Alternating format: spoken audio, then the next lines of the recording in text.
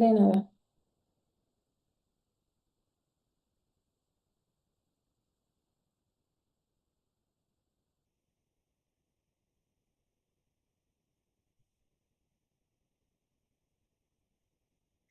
Bien, como cualidades de primera instancia buscamos que las personas tengan una buena actitud, que quieran aprender, que sean unas personas responsables. Considero que también es importante que se puedan adaptar a la actividad. Ok, bueno, la siguiente Ujú. pregunta dice, ¿qué habilidades considera más importantes para que un joven consiga su primer empleo? Tienen que tener una comunicación efectiva, tienen que saber trabajar en equipo, se tienen que adaptar, como te digo, al centro de trabajo, al entorno laboral en donde se encuentran. Son muy importantes esas cualidades. Ok, bueno, la siguiente pregunta nos dice, ¿qué tan importante es que los estudiantes tengan experiencia previa como prácticas profesionales o servicio social? Considero que es bien importante contar con el servicio social y las prácticas, pero pienso que es importante siempre y cuando vayan enfocadas a la actividad, a la carrera que la persona esté estudiando. ¿Por qué? Porque muchas veces tocas una puerta para buscar una oportunidad laboral, y mencionas que cumples con el servicio social, con las prácticas, pero sabes, a veces está muy lejos de en realidad a lo que te estás preparando. Entonces, es importante, sí, pero más importante es que cumplas con un horario, perdón, con unas horas de acuerdo a las prácticas o servicio social que vayan de la mano con lo que estás estudiando. Me ha tocado que hay chicos que levantan la mano, ¿verdad? Quieren la oportunidad, pero no tienen la experiencia ni en prácticas ni en servicio social. Entonces, están como quien dice con el conocimiento teórico nada más. Ok, eh, la siguiente pregunta dice, ¿qué habilidades personales o habilidades blandas son más valoradas en los recién egresados? Como te comento, yo considero que la comunicación, la actitud, una actitud positiva, la adaptabilidad, la capacidad de trabajar en equipo es muy indispensable. Ok. La siguiente pregunta dice, ¿qué conocimientos técnicos o académicos suelen pedir las empresas a los nuevos profesionales? Pues va variando, es muy variable de acuerdo al perfil de puesto para la posición, pero pues en general te puedo decir que habilidades digitales, estar en constante innovación a los cambios, saber inglés, depende de la posición, pero sí casi en muchas de las posiciones que nosotros manejamos es indispensable el inglés. Ok. La siguiente pregunta es, ¿cuáles son los errores más comunes que cometen los recién egresados cuando buscan un trabajo? A lo que yo he detectado en ciertas personas es que su CV no concuerda con lo que en la entrevista me comentan. A veces te colocan en un CV un sueldo muy por encima a la capacidad que en su momento tiene, al conocimiento que en su momento tiene la persona, el candidato. O bien les preguntas experiencia y te plasman en un CV una experiencia que ya en la práctica pues nada que ver. Entonces, yo considero que esos son unos errores muy comunes a los que me enfrento y no conocen la empresa. Yo pienso que si tú vas a buscar una posición en cierta empresa, tienes que conocer un poco a lo que se dedica la empresa. ¿Por qué? ¿Qué es lo que te llevó a postularte en esa empresa? Entonces, no te puedes postular así nada más. Si considero que tienes que conocer un poquito a la empresa en la que tú quieres. pertenecer. Ok. Y te tienes que preparar con la entrevista, aprenderte más o menos qué es lo que plasmaste en el CV. Y no debe ser complejo, porque lo que plasmaste en el CV es realmente el conocimiento, la experiencia y es información verídica. Eh, ¿Qué tan importante es saber trabajar en equipo dentro de una empresa? Es muy importante. Como recursos humanos siempre te vas a topar con gente que le gusta trabajar sola. Es gente que le gusta mostrar sus resultados de manera individual. Pero en muchas de las posiciones vas a depender de terceras personas. Tú vas a avanzar, por ejemplo, en tu proceso de acuerdo a tu perfil de puesto, pero para dar un resultado final ya no está a tu alcance. Entonces, hay terceras personas las cuales van a participar para llegar a ese resultado final. Si no sabes trabajar en equipo, puede ser que te vayas a frustrar, ¿sí?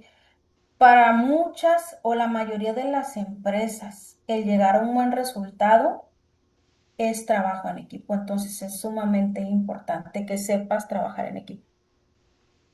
Ok. Eh, la siguiente pregunta es, ¿qué recomendaciones le daría a los estudiantes de bachillerato que quieren prepararse para el mundo laboral? Yo considero el conocimiento. El conocimiento siempre va a ser indispensable, teórico y práctico. Actualizarte. Ejemplo. Ejemplo, tú cuando termines tu preparatoria, ¿qué quieres estudiar? Ingeniero aeronáutico. ¿Ok? Entonces, vas a estar estudiando tu ingeniería. Posterior a que la termines o antes que la termines, estaría bien que te agarraras algunos cursos, que te revises las normas, algo extraordinario al paso que vas. Eso es lo que yo recomiendo que se capaciten, que se actualicen. Ahorita para la juventud está súper fácil. Hay muchos recursos, hay muchas herramientas en las cuales te puedes apoyar para el conocimiento de tu desarrollo. Entonces, cerrándolo con una palabra es prepararte. Ok. La siguiente pregunta es, ¿cómo puede un estudiante destacar frente a otros candidatos cuando uno busca un empleo? La preparación. La preparación, ¿cómo te vas a preparar si eres un candidato recién egresado? Casi siempre nos atenemos a que voy terminando mi ingeniería, voy terminando mi licenciatura y nos cerramos nada más al conocimiento que viene en las materias de nuestra carrera. Entonces, ¿cómo te puedes destacar con algunas certificaciones, algunos cursitos, algo extraordinario? Algo que cuando vengan dos ingenieros, sobresalga uno de ellos en conocimiento. ¿Sí? Ya terminé, tengo mi ingeniería, pero ¿sabes qué? Tengo esta otra preparación, tengo esta certificación. Entonces, eso te va a hacer sobresalir de los demás.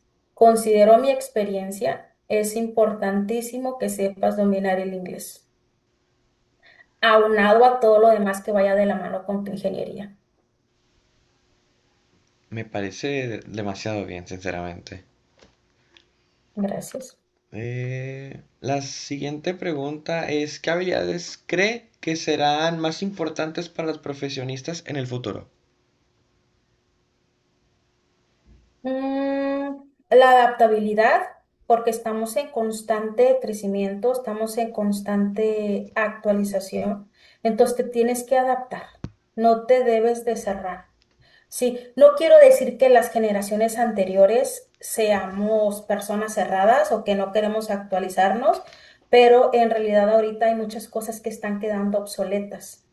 Entonces, si no nos actualizamos, no vamos a tener unas buenas habilidades a futuro. Yo considero que la adaptabilidad, el aprendizaje constante, el buen manejo de la tecnología, por ejemplo, podría ser eso. Ok. Ah, bueno, ahora son preguntas, pues bueno, mías. Ujú. ¿Qué es lo que más valoran de los empleados que llevan mucho tiempo, pues en la organización o en la empresa? Mm, Parte de lo que más valoramos es la permanencia, la lealtad con la empresa. Sí, es una persona que ya sabes, por ejemplo, que ya tiene 5 años con la empresa. Es una posición que no te está generando rotación. Entonces, por ende, te va a disminuir los gastos, los costos por rotación como primera instancia. Sí, la persona tiene conocimiento, tal vez la persona conoce más posiciones que en la que se encuentra. Entonces, por esas razones, nosotros valoramos mucho al personal que ya tiene con nosotros cierto tiempo de antigüedad o permanencia. Ok. Eh, la siguiente pregunta es, ¿cuál sería la trayectoria, bueno, cuál es la trayectoria típica de alguien que entra en el puesto? Depende para qué área va. Sí, te voy a dar desde un nivel operativo. Ok, Sí, y con nosotros ingresa el personal como guardia, guardia de seguridad. Posterior incrementa a JT, que es jefe de turno. Después es jefe de servicio. Sigue la posición de supervisor y coordinador y así sucesivamente. Sí han habido no nada más una ocasión, en muchas ocasiones en las cuales el elemento inicia desde lo que viene siendo un guardia y termina como un gerente de operaciones. Ese viene siendo la trazabilidad o el proceso de ascenso o trayectoria de la posición. En este caso, de operaciones, del departamento de operaciones, así viene siendo. ok. La verdad suena muy interesante eso de estar desde abajo y subir hasta arriba. Sí, conoces todas las posiciones. A veces no queremos porque, pues imagínate, un licenciado, tal vez un ingeniero, alguien con maestría que es sano, estar de guardia. Claro que no, va a ser bien difícil, pero te lo voy a mostrar desde otro ángulo. Hay personas que inician y lo hemos tenido, bueno, en lo que viene siendo la región noreste, tenemos un guardia. Él ingresó como guardia, ya terminó su licenciatura, ingresó solo con secundaria, terminó prepa, licenciatura, ahorita está estudiando una maestría, ahorita él ya es coordinador, se fue para la Ciudad de México, entonces ves cómo es indispensable el conocimiento. Sí, yo siempre pienso que las oportunidades llegan para quien está preparado. Puedes tener una maestría, pero tu preparación no te está respaldando. Y me refiero tanto a una preparación secular como práctica. Es indispensable, van muy de la mano. Tocas una puerta, tengo ingeniería, tengo maestría, tengo licenciatura. Bien, ahora vamos con el otro punto. ¿Qué experiencia tienes? Entonces, van muy, muy unidos. Ah, la siguiente pregunta es, ¿cómo se manejan los conflictos a los errores dentro del equipo?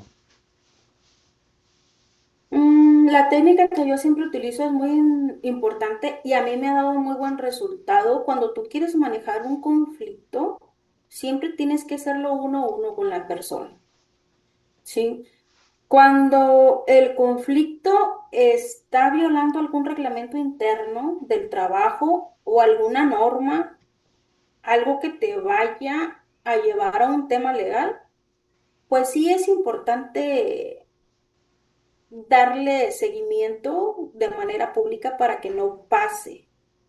Pero cuando el conflicto es un proceso interno, algo entre comillas pasable, considero que siempre es viable trabajarlo uno a uno con la persona que esté dentro del conflicto o bien haya cometido algún error, siempre manteniendo esa línea de respeto.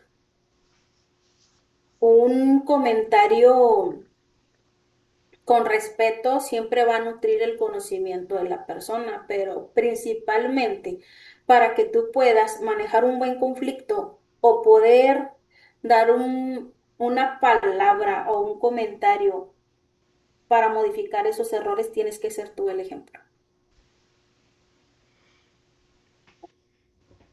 Eh, ya la última pregunta es, ¿cómo es el proceso de retroalimentación y evaluación de desempeño?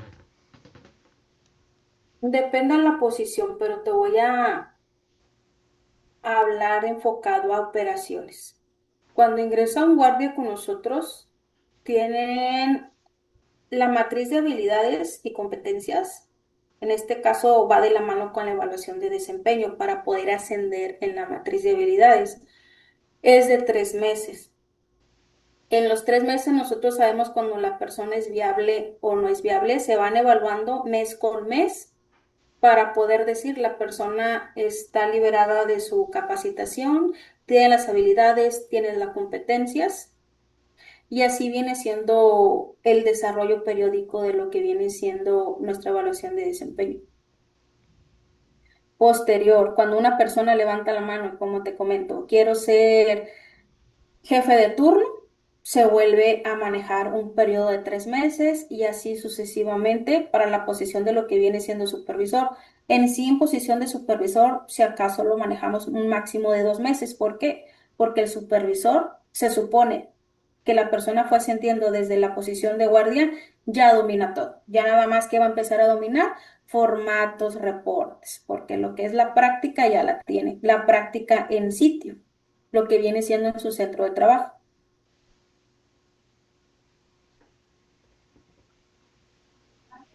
Bueno, eso sería todo, la verdad. Muchísimas gracias por su tiempo. De nada, Diego, fue un gusto conocerte. Cualquier Igualmente. cosa que requieras de mi parte, quedo a tus órdenes. Excelente. Muchísimas gracias, la verdad. De nada, excelente tarde. Igualmente.